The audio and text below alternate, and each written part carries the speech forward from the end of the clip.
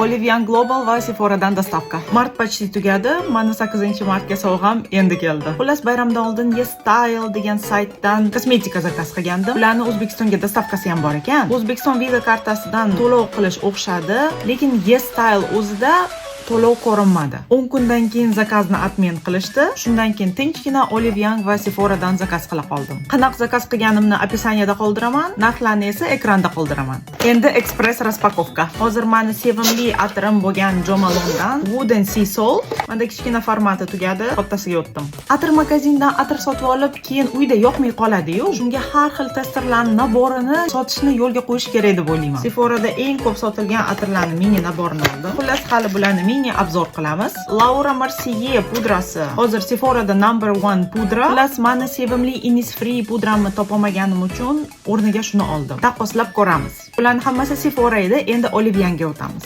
Oldim. Jungsemul cushion. Bunisi zapaska bilan. Yana bitta mashhur bo'lgan Parnell cushion. Men buni o'zi ishlatib ko'rdim.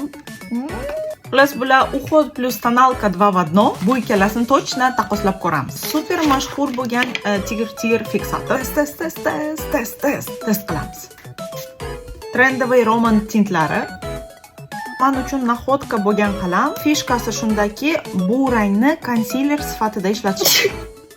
Test qilamiz hali. Va Round Lab berozovый sok SPF promo aksiyada ekan. Ichida ikkita deb o'ylagandim, bundagisi mini format ekan. Endi siz ayting, qaysi birini birinchi obzor qilamiz? Hammasini qilamiz. Mendan qutula olmaysizlar.